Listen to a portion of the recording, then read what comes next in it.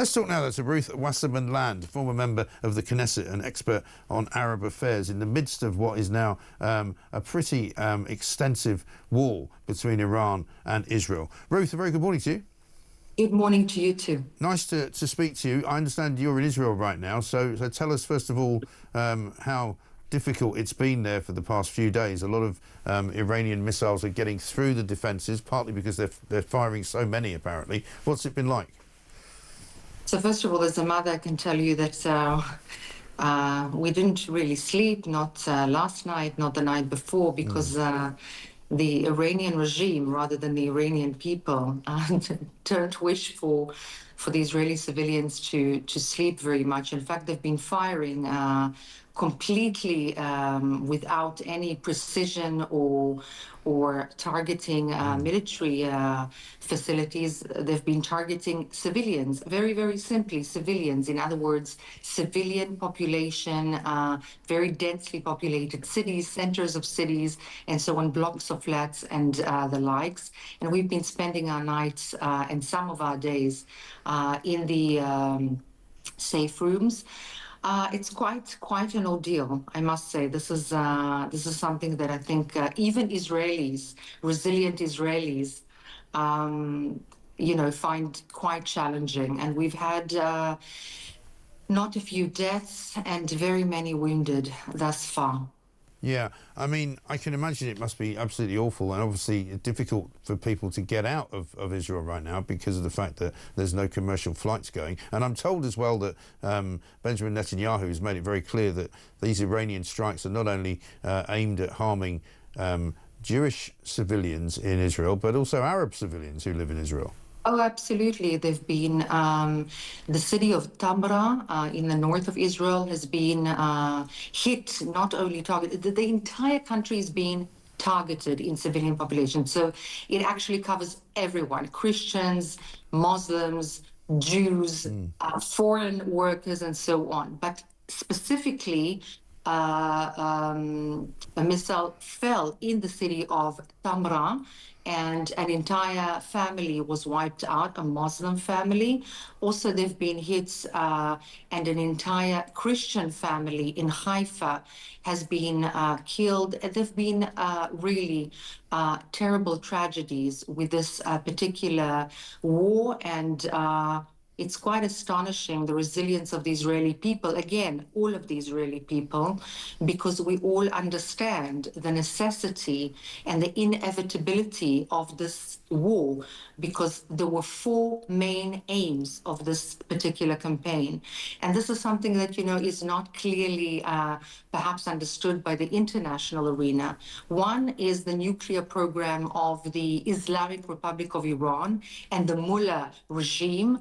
And that's not only against Israel, even though they declared us as the foremost enemy, but the West in general. So we're basically fighting the war of the West for them, and taking the brunt. But there's also another very specific intention and objective, and that is the ballistic missile program that even without a nuclear weapon or a nuclear warhead could have basically destroyed without air defenses the entire country. And again, not only Israel, but Saudi Arabia, United Arab Emirates, other countries in the region, not to mention the West in general. So there are a few more objectives to this particular war, but people perhaps don't understand that the Iranian regime for the past 40-odd years has been preparing this against Israel and the West. Yeah, and Israel has sorted out so many problems in the Middle East before, when others have kind of been reluctant to do so, certainly with Saddam Hussein in the past as well.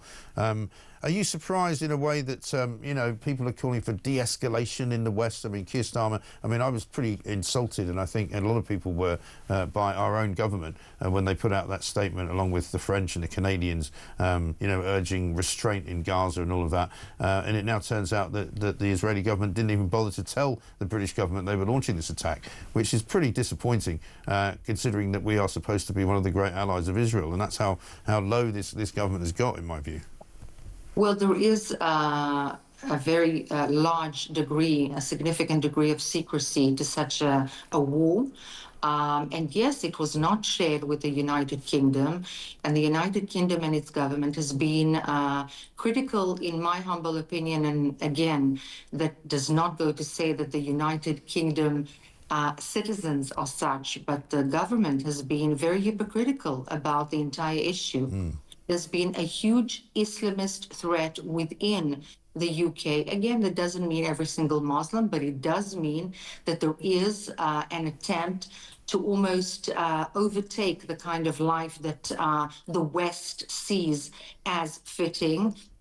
By a very significant, large, loud, and strong group of Islamists. The Islamic Republic of Iran is supporting that, Yeah. funding that, training that, along with other factors like Qatar and so on. But certainly the Islamic Republic of Iran on the Shiite axis is certainly targeting the West without any doubt. It says that as well. There's no secrecy about it. And of course, funding many, many proxies like the Houthis, affecting economic trade routes that affect the West and the Western kind of life, not to mention Hezbollah and Hamas and Islamic Jihad and other proxies that are very, very dangerous, not only to Israel and the Jewish people, but to the West in general. Yeah, absolutely. The Houthis as well.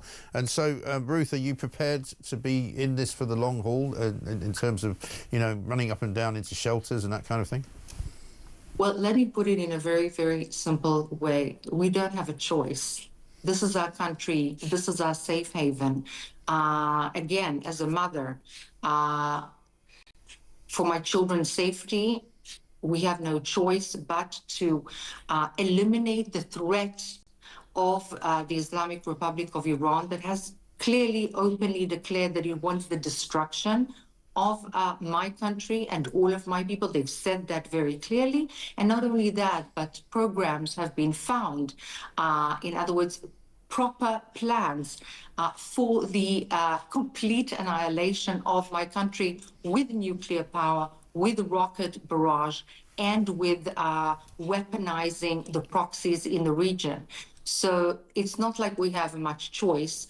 Nor do we enjoy particularly running to the safe rooms and having a heart attack every single time.